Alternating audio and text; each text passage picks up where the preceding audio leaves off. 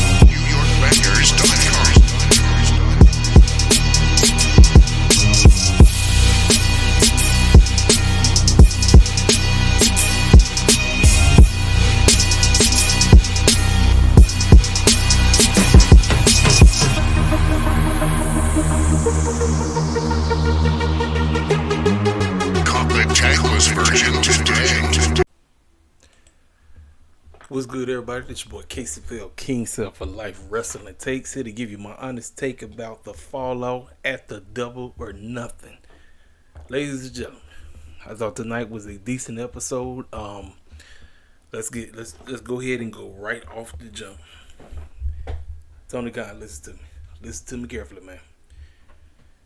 I seen some things on tonight's episode where I said, you know what, man, Tony Khan is heading in the right direction. You know, I thought 80% of this show I thought was pretty good.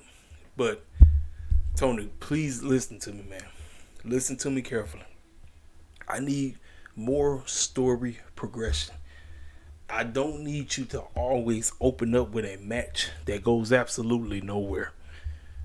The opening match that I'm about to talk about, for me, did absolutely nothing for me. The right people opened up the show. But I would have kicked the show off with Don the Clown and Takeshita with the BCC out there all together right before they get ready for you do the matchup, but you don't do the matchup right away. They address the crowd right off the jump. Right off the jump. The heat that Don and Takeshita got, that's some monster level heat. That's the same type of heat that Dominic get over in WWE land. And I said, now that's what I'm talking about. That's great. But man, opening up the show with wrestling matches all the freaking time is just not hitting. I get on WWE case when they do their foolishness, but opening up wrestling shows with wrestling matches that go absolutely nowhere is an absolutely TV turnoff.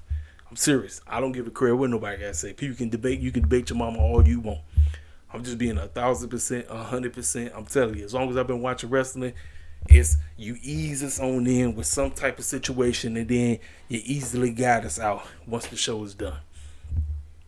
I mean, it's not that difficult. It's not that difficult, man. Let's go ahead and break down this whole show. So we begin, and we are coming in live from San Diego, California. I thought the crowd in San Diego was great. Excellent crowd out there. California's a nice place. I told you about the cities that seems to be the hot cities to go when it comes to wrestling crowds. Canada, heck, going to Puerto Rico, going even with this place being dirty money, because I know Tony Khan ain't going over there. But Saudi Arabia, that crowd in the jetty was great. Like I said, I just said the Puerto Rico crowd. London, going to the UK, Philadelphia, great crowd. Texas, great crowd. Out this way in Chicago, great crowd. New York, great crowd. New Jersey, great crowd. You know, it depends on some of the other Midwest cities and some of the cities in the South, but it's like I guess you have to go to certain places out there. But those are like the main spots that I just talked about. You know, Vegas used to be a hot place, but it just seems like when you go to that certain market on that particular holiday, it seems like a lot of people just like, you know what, man, this show is a skippable show. I ain't really got to go. But San Diego, kudos to them. They did a great job. Now, Tony Khan opened up the show with Bandito and the Lucha Bros taking on the BCC. Now, you had Brian on commentary, so Claudio, Mox, and Willa Yuta. Now, I wouldn't have opened up the show with the matchup. I told you what I would have opened the show with. I would have had Don the Clown and Takeshita open up the show and then transition from them opening up the show and then doing the matchup. That's what I would have done. And it would have been a slaughter. I wouldn't even had no matchup. I would have just had them go out there and beat the brakes off, because as of right now, the message that Tony Khan is trying to get across to us is that the BCC is the most dominant stable in all the wrestling right now.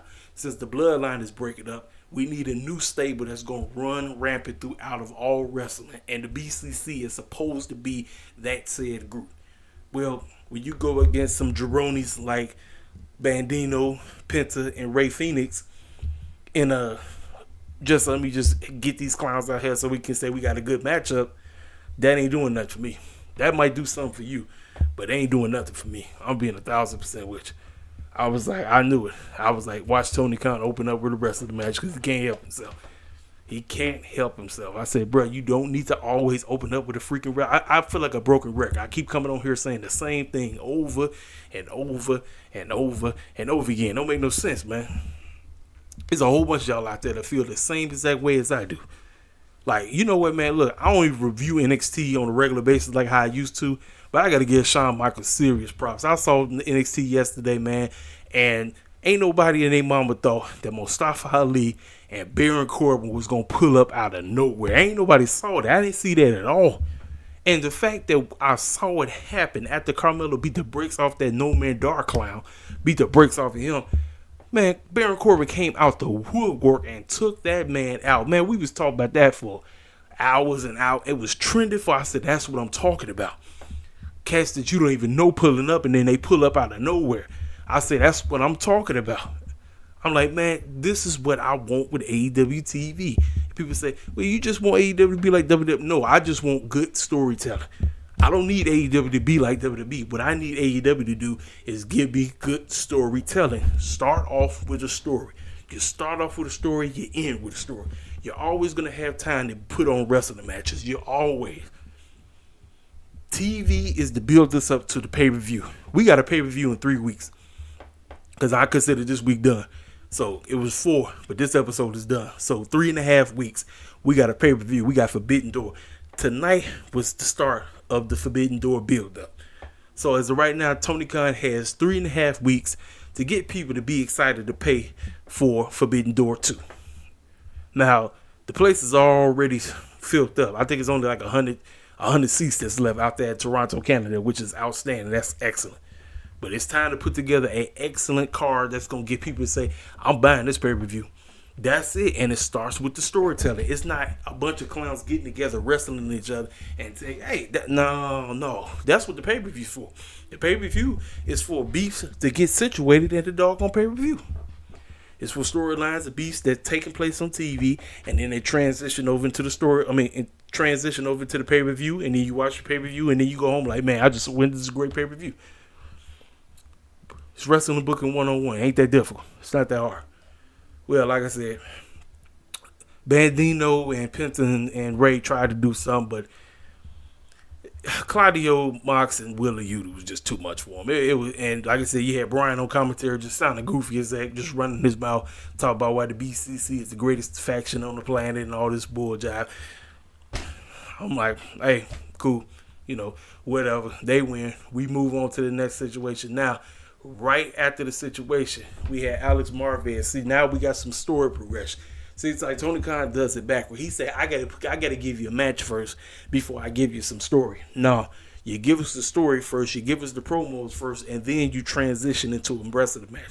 Tony Khan can't help himself. He's so in love with a freaking wrestling match. It's like, bro, you always gonna have time for wrestling matches.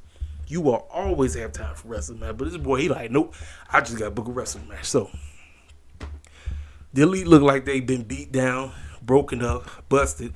No Kenny Omega in sight. It's just Hangman, Matt, and Nick Jackson. Alex Marvez is talking with them, and they said they gave it their all. Yeah, I mean, Matt talked about, or was it Nick? Nick said somebody, was it Nick or was it Matt? One or two. One of them talked about how they did everything and had a doggone explosive shoot trying to blow up that man's face, talking about Mox, and it just didn't work out, So, word, and Alex Marvez was like, well, word on the street is Kenny Omega went back home to Canada. Now, they're teasing because where the heck is Forbidden Door 2 supposed to be? It's supposed to be in Canada. And he wanted to talk to Hangman, and Hangman said, listen, to make us long story short, Kenny Omega is not in Canada. He went back to Japan. Ladies and gentlemen, they're telling you what's to come. Kota Ibushi is around the corner. He went to Japan to go get that boy Kota Ibushi. Kota Ibushi is pulling up. He's pulling up one of these weeks, whether it's next week or the following week. Kota Ibushi is pulling up. He's pulling up, ladies and gentlemen. So that was that. That was like a little quick story, like what's to come of the Elite since the numbers game is against them right now. It's 5 versus 4, so they need a 5th member.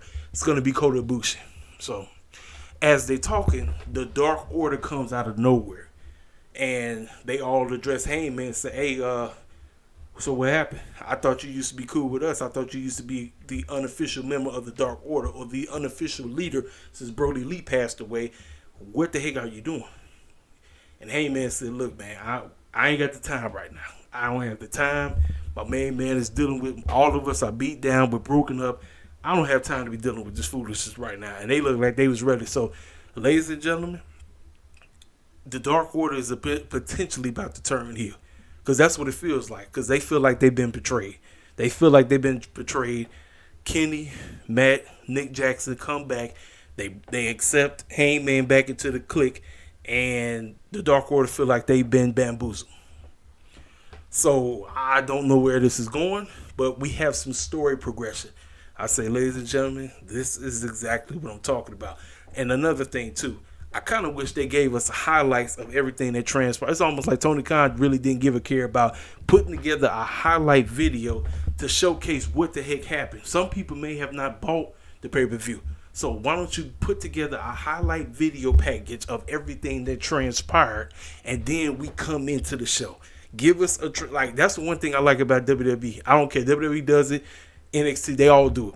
They give you a highlight of what the heck took place at the pay-per-view, so then it positions you exactly what you're about to witness when you turn on to the television show.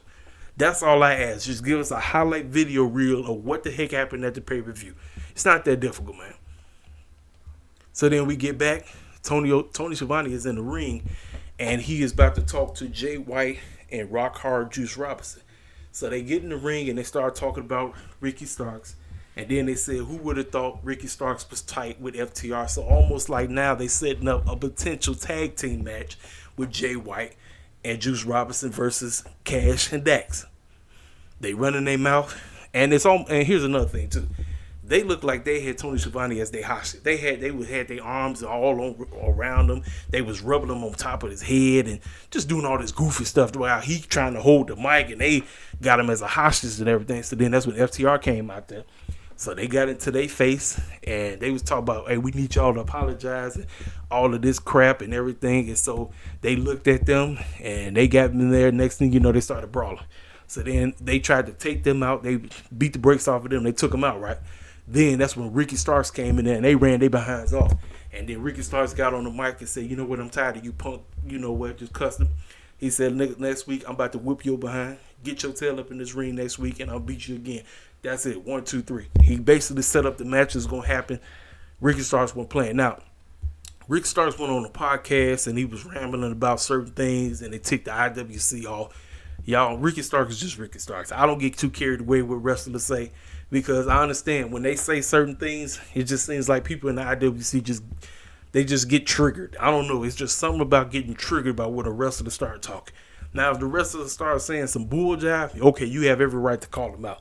But I really didn't find anything he said on bull jive mode. He was basically talking about why Tony Khan is basically saying it's only 4 cats that's a part of the pillars.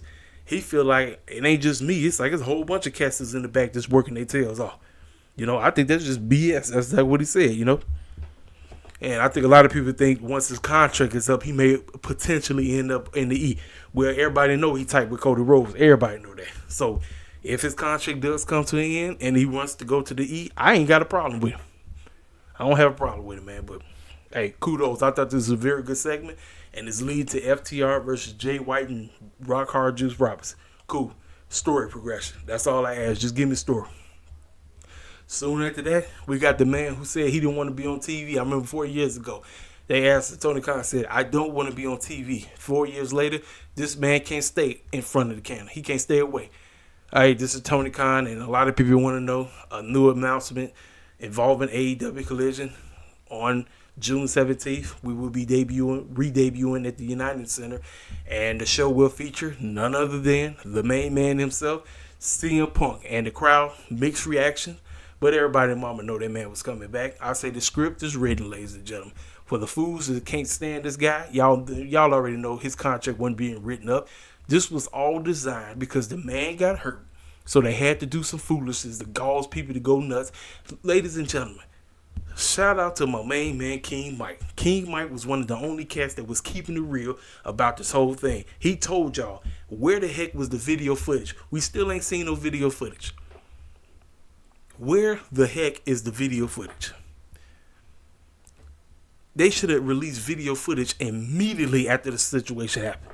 There was no video footage. So that lets you know, okay, CM Punk is hurt. Go out there, start doing shoots, start going nuts, start going crazy, then stir up some stuff between you and the Elite, and then get everybody going crazy. And then at the end of the day, when we bring you back, we're gonna turn this into one big dumb man work. We're gonna work our way up, and people we're gonna quote unquote split the rosters, because first of all, Tony Khan has such a bloated roster. It's like everybody can't get their shine on 2 hours every Wednesday night, and then don't nobody watch Rampage. So now with the Saturday night show on Collision, ladies and gentlemen, now cats who don't usually get the opportunity to get their shine can get their shine on Saturday night. And the show is going to be live. Best believe I'll be tuning in. Hey, cool. He's back. Now, the same situation when it comes to Chris Statlander. I just pray this man stay healthy. I pray CM Punk stay healthy. I pray he don't get caught up in all this other foolishness that a lot of people want to get caught up in. And just do business. Do business, because this could be one of the greatest summers of AEW they ever had since they started. And they need a huge boost. And him coming back is a great thing. I don't care what nobody got to say. People can be mad. People can be upset. They can hate this man all day long. But I'm telling you, when it comes to CM Punk, the wrestler, bring him in. We ain't talking about Phil Brooks. We talk about CM Punk, the wrestler.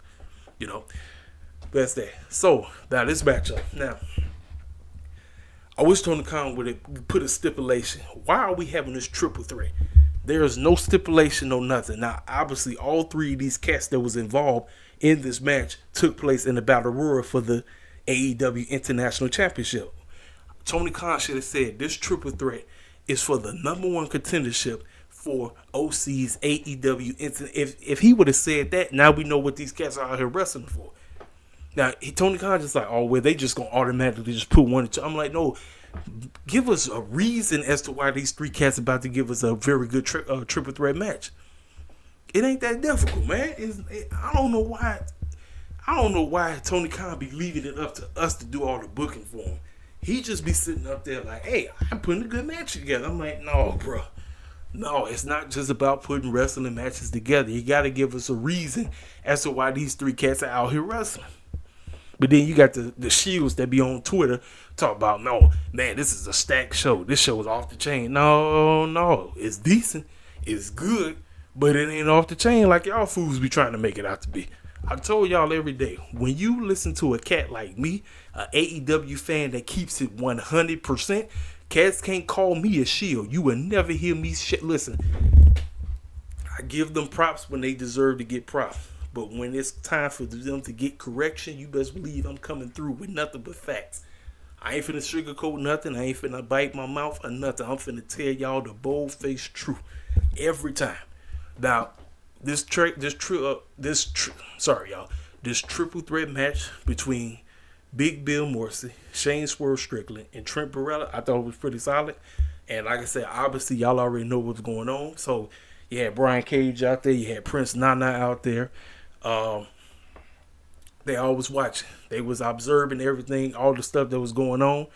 And let me tell you something. This was all, I'm going to be honest with you, because y'all know what y'all going to get with Swerve. You know what you're going to get with Trent Barretta. This, for me, I think this was about Bill Morrissey. Because, see, a lot of people have been wondering, what the heck is Tony Khan going to do with him and Lee Moriarty? I believe out of the three of them, I think Bill Morrissey, I think he showcased why he belongs in AEW. Now, I do want to see, as time goes on, what Tony Khan can do with both him and Lee Moriarty as a tag team. Because at the end of the day, it's about creating new stars, correct? Ain't that what wrestling has always been about? It's about creating new stars. I don't just want cats that's like, hey, man, dude is good in the ring. I'm like, what is your character? Like, what is your character? Like, what are you on the show for? Why should I give a care about you? We know you was in the firm. We know that's what you was all about. But why should I give a crap about you? Swerve is telling us that a Mogul Prince Nana affiliate with the Gates of Agony and Brian Cage as his muscle, and then Trent Barretta and what's his bud Chucky T, the best friends. It's like we know what their characters are, but what is Big Bill and Lee Moriarty's character? That's all we ask. Like, just give us some type of character. Give us some type of character development or something like that, But out of all three of these cats, Big Bill was doing work. I mean, he was whooping cats left and right. Trent Barretta was getting jumped. Swerve was getting jumped. Big Bill running rampant around both of them, making it look like he was finna win this match. But at the end of the day, y'all already knew who was winning. I mean, it was the handwriting was on the wall. Swerve won, and we move on. So, we get a video package of Chris Statlander talking about how when May 28th, 2023 came along, she was cleared to pull up to Double or Nothing. And when she got the word, okay, at the J beats Ted, you go out there, they're going to make a challenge. And she talked about how when this came up, she was, getting very emotional because she knows that she's injury prone. She knows, and she's like, she didn't think that this opportunity would come. And she said she's blessed to be a part of this. She's blessed to be the AEW TBS champion. And she said she's going to be a fighting champion. And she said she's hoping to make this champion's prestigious again or something like that. I thought this was a solid video package. I feel so happy for her. I feel good for her. I'm just praying for her knees every day, praying that them knees stay intact. I don't want her to get hurt at all, man. I'm telling you. Because I like Chris Statlander. Chris Statlander is beautiful. She's beautiful. I want this woman to stay intact, and I want that TBS type championship to be where it's supposed to be. You know what I'm saying? Then right after that, Renee Paquette, the Acclaim and Daddy A, give us a on-stage promo, and they talked about how they came up short. Billy Gunn said he was embarrassed and he let his boys down. And both of the fellas got an opportunity to talk. They said, look, we got screwed out of the Trios Gold, but Billy Gunn, you was one of the legends in the game for over 30 years, and you deserve to hold gold for one more time. So obviously they putting their claws back out there. Now, ladies and gentlemen, this is where Caspi always talking about how the heck you lose and then out of nowhere you get a rematch clause. What I would do, I would rebuild them back up. I would start having them start getting wins. See, if I was the House of Black, what they need to do is the House of Black need to give a rebuttal. And they need to say, well, you clowns talk about y'all want a doggone rematch. We ain't giving you no rematch. Y'all need to work y'all way back up to the top, and maybe we'll think about it. Don't just out of nowhere say that, we going to get those championships. No, build it up. I thought this promo was great. You know, like I said, obviously they all want to get the opportunity to get those goals because they said Billy Gunn need to win it. He need to at least have goals for one more time. So that tells me that more than likely they probably going to beat the House of Black somewhere down the line, but you need to build it up. So I thought this was a good promo, good, but again, story progression, make it make sense. It's all about making sense, you know what I mean? So we come back, Tony Schiavone is in the ring. And this is the stuff that I was talking about where I feel this should have opened the show. I think this should have opened the show on the real. He calls Don the Clown out. Konosuke Takeshita come to the ring. And ladies and gentlemen, when I tell you San Diego booed that man out the building, you would have thought Dominic Mysterio was standing in that ring. That's how much heat Callis and Konosuke was getting. And I loved every moment of it. I say, now, ladies and gentlemen, this is called real, genuine heat. There ain't no piped in boos like how they do over in WWE land, where they got to pipe in cheers and pipe in boos because they have absolutely no idea how to book heels or baby faces over there. Right here, I got to give them nothing but props. Callis as Konosuke's mouthpiece and his manager, oh man, Takeshita is about to go on a tear, ladies and gentlemen. They addressed the crowd. Don the Clown said the reason why he has, I think he said 24 stitches in his head is because of Kenny Omega. He said, I'm the real victim, not Kenny Omega. He said Kenny Omega is not successful if it wasn't for me. He said all of what Kenny Omega got is on him. And now I'm with the real dude, which is this young man right here. And he gave him, and they booed him. I mean, listen, as he tried to cut his promo, they booed him. But he stood tall. He held his ground, and I loved it. Then he gave the mic to Takeshita. Takeshita spoke in his own language, and then he said something about Kenny Omega, and he even mentioned his name. I said, ladies and gentlemen, this right here was the best part of the whole show.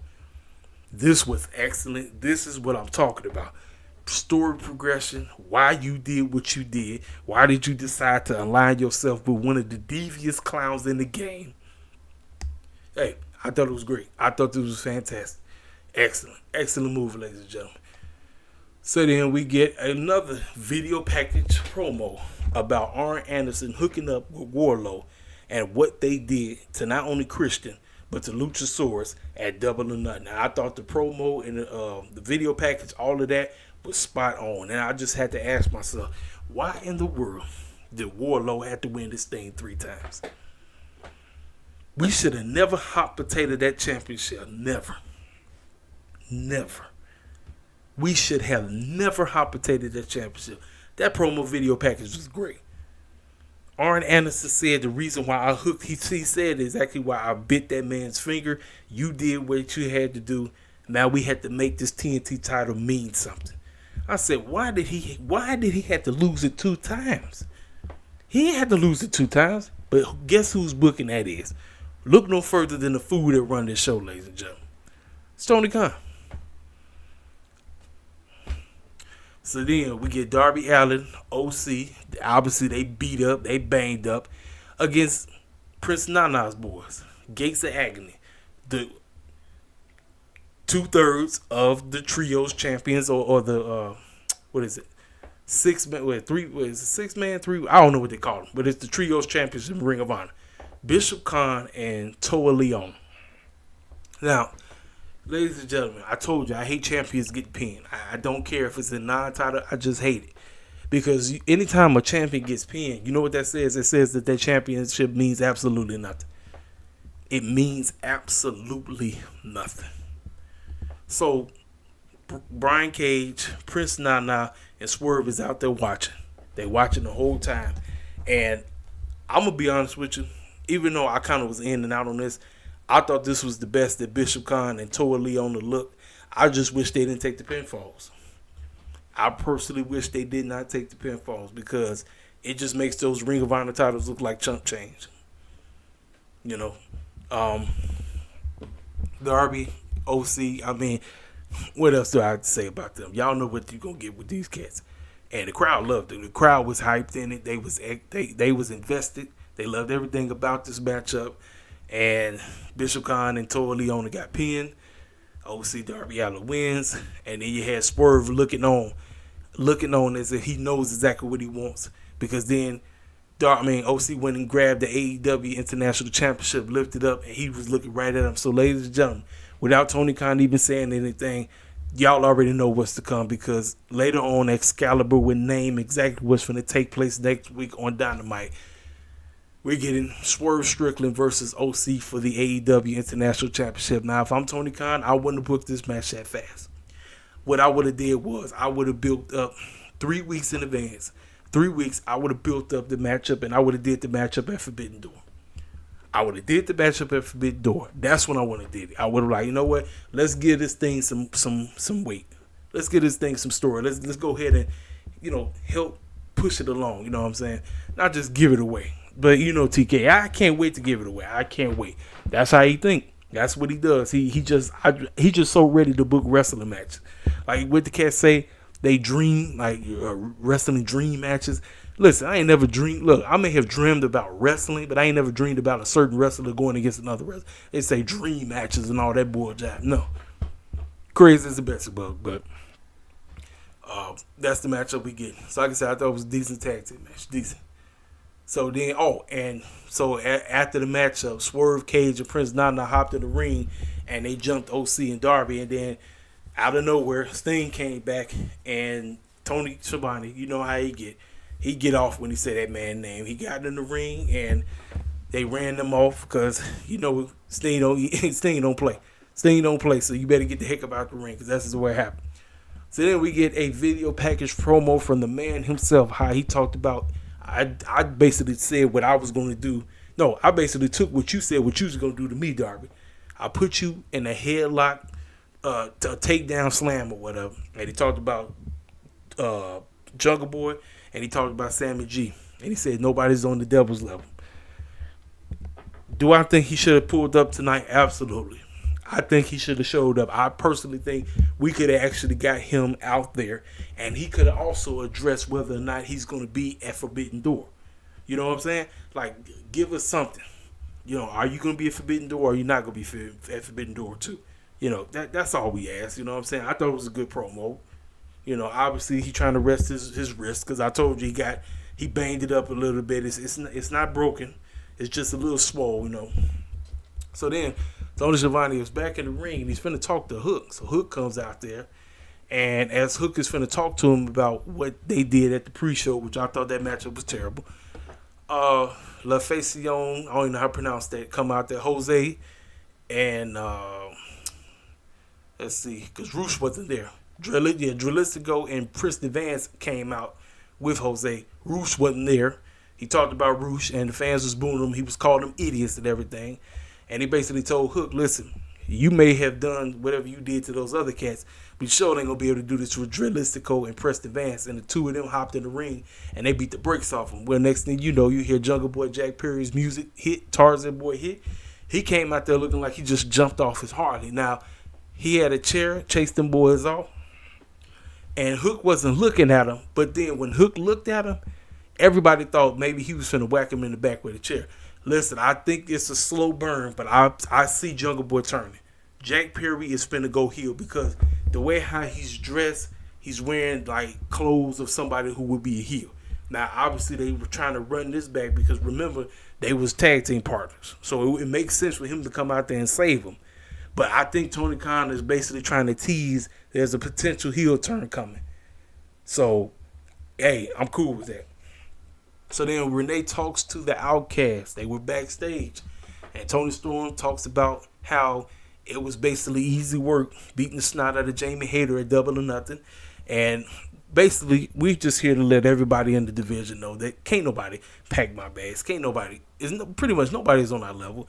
And then Ruby said the same thing. Soraya said the same exact thing. He said that if anybody wants to test us out, feel free. But I'm just telling you right now, ain't nobody on our level. So it was like a 1, 2, 3 quick promo. And then we get on to Chris Statlander and Nyla Rose for the AEW Championship. Now, I don't think I would have done this matchup. I think what I would have done was I would have had Chris come out to address the fans. And then, get a you deserve it moment. Everybody go crazy. She probably would have got choked up. Then you hit Nyla Rose come out the woodwork and say, listen, it's good to have you back, but I'm telling you, you're not going to have that championship for long. It's going to be a short title reign. Now, what I want you to do is to face me next week. I'm putting in a clause right now. Face me next week, and we'll see what we do. You know what I'm saying? I would have done something like that. You know, it's story progression. Is let her get her feet wet. She have a little celebration. Everybody go good. Everybody happy for her. I'm happy for her. I'm glad she's back. I'm praying for them knees and everything. But the matchup, though, listen. Look, Nyla Rose, when Nyla Rose want to have a good match, you're going to get a good match out of Nyla Rose. And Chris Styliana, oh, man. They did work. I thought this was a good matchup. Like I said, obviously this was designed to get Chris Styliana's feet wet. Let her get the knees going, everything going and everything. She did that flip off the doggone turnbuckle. Match was over. Like 1, 2, 3, she beat her.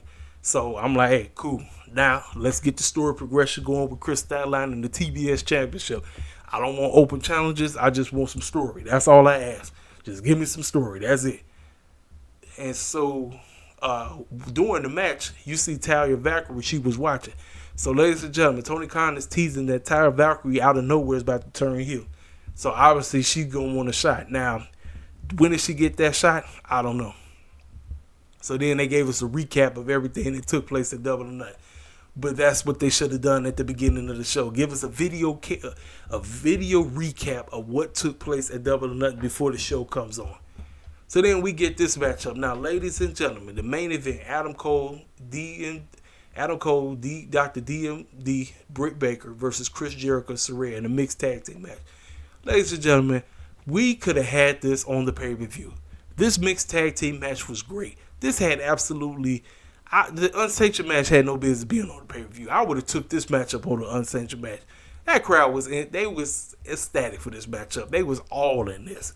You had all kind of shenanigans going on with just them. I mean, they was doing work. Jericho did work. Saraya did work. Britt did work. Adam Cole did work. I was like, yo, how in the world? How in the world, ladies and gentlemen?